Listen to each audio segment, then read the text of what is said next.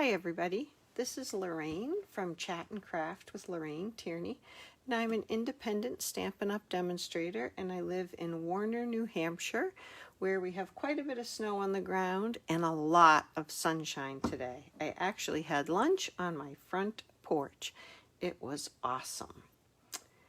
I'm hopped on today because I want to talk to you about the Impossible card. Every Tuesday night, I host a card making class here on Zoom, and I post instructions on what you can cut and prepare to have ready, and then I post a Zoom link, and everybody is welcome to join. There's a core group of people that come a lot of weeks, but we have newcomers and visitors, we have people that watch, and we have people that join right in. So I'd love to have you join us sometime. So this is the Impossible card. I have two different versions of it, and it really is not impossible. It is quite easy. I fell in love with it when I saw it because it's easy to make and it packs quite a punch. You'll open, your recipient will open the envelope and will be like, oh wow. So you can put it in the envelope just like this. It will slide in, and then when they take it out, it will pop up just a bit. So I'll get started and show you how to make that. And all of the dimensions will go in the description of this video after I'm done. So the first thing you need is a card base, and it's just a single piece of paper. It's 5.5 inches by 4 1/4. And we are going to do a little bit of scoring and cutting on this. So the first thing that we're going to do is score this right down the middle. I have the short side across the top, the 4 1/4 across the top, and we're going to score it at 2 1/8 right there.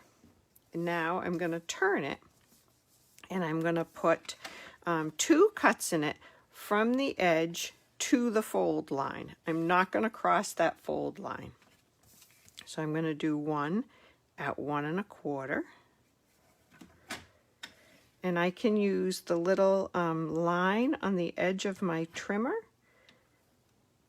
and line that up with the score line. And I'm trying to do that without getting my head in the way of the camera. Okay, and then I'm going to go just up to the top. Yep.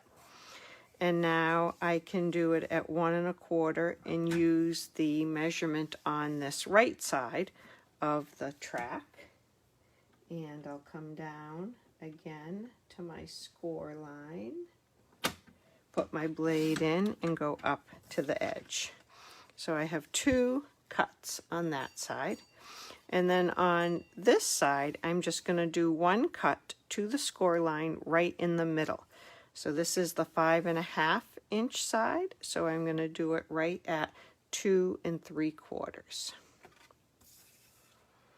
I put it in, and I can start at the top and end at the score line also. So I'll show you how I would do that.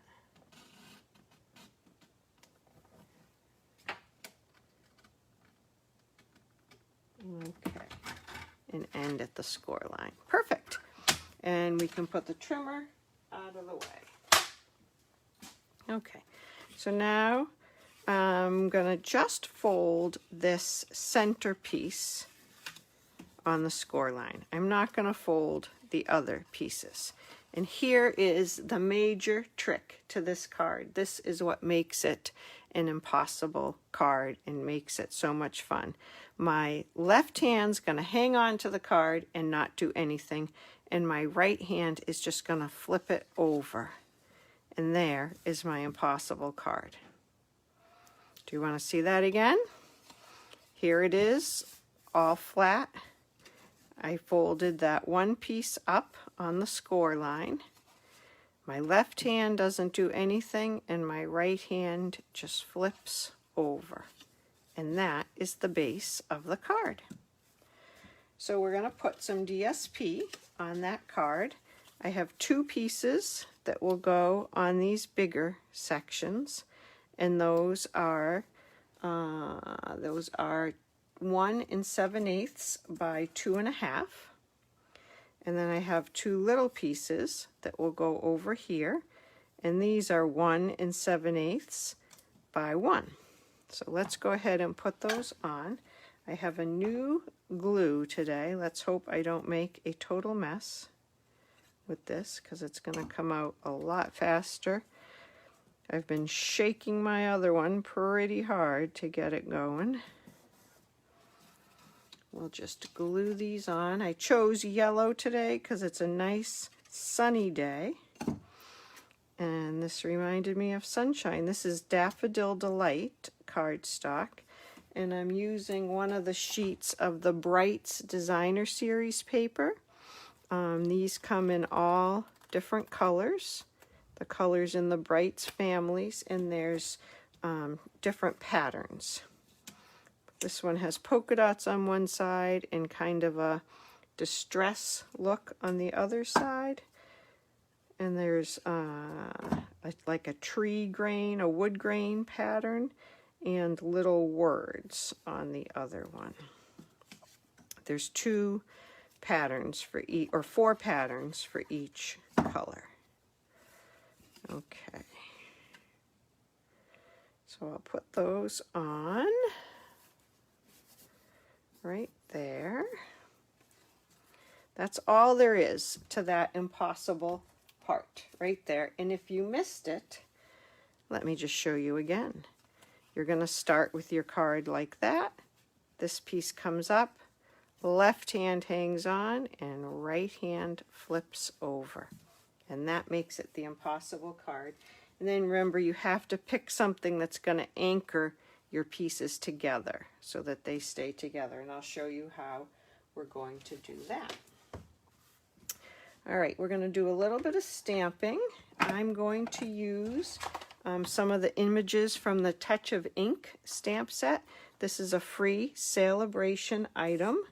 With a $100 purchase, you can pick this stamp set, and I love it. It's got the 2-step stamping, so you can do the outlines in one color and then fill it in another color, and it has great sentiments. We're going to use 2 of those today. So we're going to stamp the outline of the butterfly, and usually on the front of the Stampin' Up! Cases, the stamps are full size, or the images are full size. These are not. These are 65% because there's so many images they couldn't fit them on there full size. So I'm going to stamp the outline of the butterfly in Early Espresso, I think I picked. And I want to also put the words hello friend on there, so I'm going to make sure. I think I'll put the hello friend over there. Okay. So there's the outline. And now I'm going to use Daffodil Delight. I was just contemplating what color to do the words. I think I'll do the words in the Daffodil Delight also.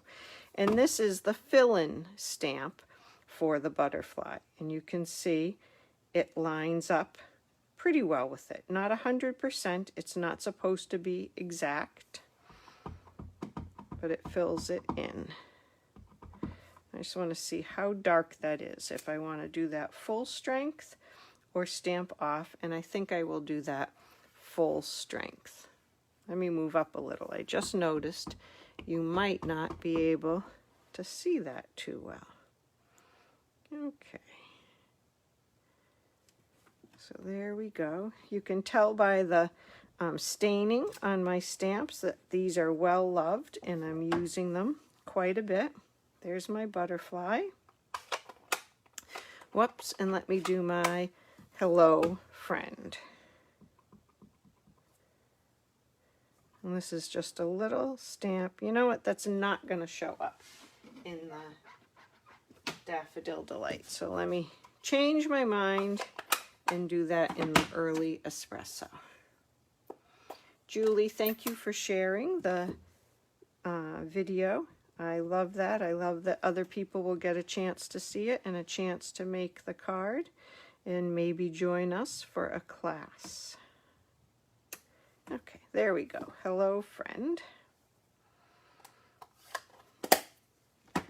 And I'm going to put that on the top edge with a little border all the way around. There we go.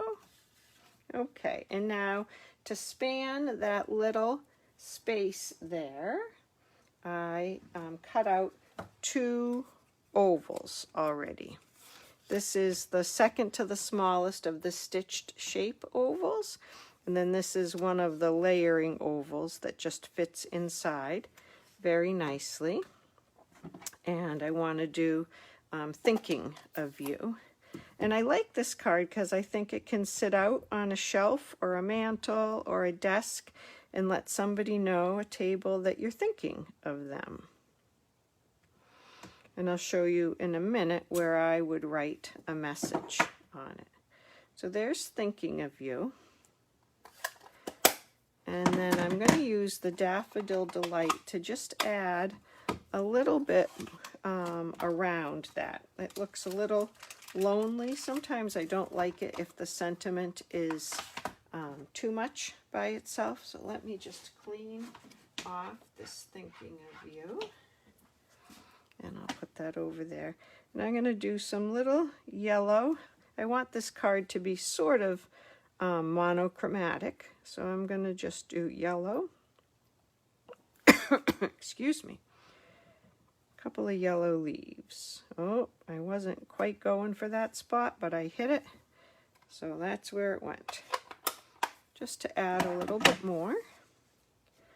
And I'll put that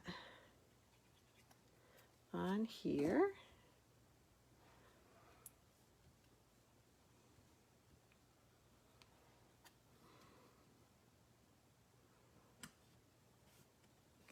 Okay, and then this will just span here and it will hold it from flipping. And that little bit of tension that the flipping creates keeps that going up.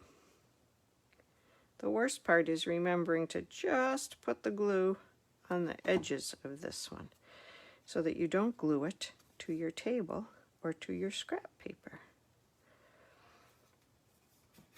Okay, so that goes like that. I just love these. I think they are so cute. That's so springy and bright colors.